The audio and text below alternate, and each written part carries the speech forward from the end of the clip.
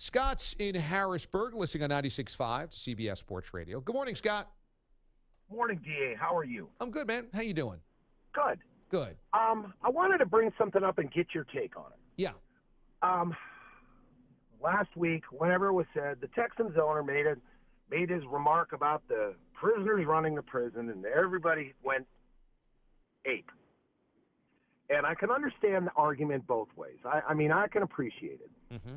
But I'd like your opinion because last night, right after the second half kickoff, one of the commentators made a remark about there was a sack that was made, and they talked about the blocking, and because there was a lack of blocking, he referred to it as a prison break. Now, I'm sitting here going, wait a minute. If the owner's going to catch all kinds of crap about this, why would not the media? Is the media just focusing on people that are non-media making remarks, or are they going to look at themselves? Well, that's a good question. And, Scott, this is a very layered and nuanced subject. And so I hope as I delve into this, you can keep an open mind and really think about what I'm saying. And I'm not saying I'm right, but this is how I feel about it. I think they're two different situations because the way that the players viewed Bob McNair's comments was that the players felt they were being called prisoners. They were being looked at as prisoners.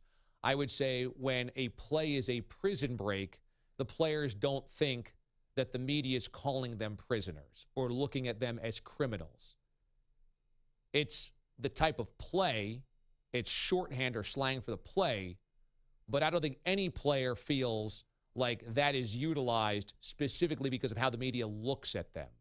That was the problem with Bob McNair's comments. And I listened to both sides of this issue, and I could understand it because I do 3 hours of radio every single day, 6 days a week. I know what it's like to be in the public eye, use a turn of phrase, and then go after the commercial break, or as soon as you say it, going, oh, that was the wrong thing to say. I've been there. I've done it. So I've lived that, and I understand. Here's where I think it's totally understandable. Look, and so for that reason, I do have some sympathy for Bob McNair. If it was a wrong turn of phrase, and I talked about this on Friday, if this is simply a poor choice of words, the wrong phrase to use, hey, I've been there. I can understand that. And we live in a day and age where everything is so volatile that sometimes that can bury you, and you've got to be really careful. I got to be really careful every single day because the wrong turn of phrase can put real heat on me. Here's where, though, I think that Bob McNair can be criticized, and this is where I would criticize him, and this is where I understand the players. The whole reason they are kneeling is to draw attention to the fact that in their mind, there's inequality in how they are treated. Mostly that people look at them, law enforcement specifically, in their mind, as criminals instead of human beings. And what they are saying is, because of the color of our skin, we are immediately assumed to be more dangerous or criminals versus somebody with a different color of skin that would get different treatment. That's what their message is. Whether you agree or disagree with that, that's their message. And Bob McNair, in one fell swoop, called them prisoners, which in their mind is going, this is the problem.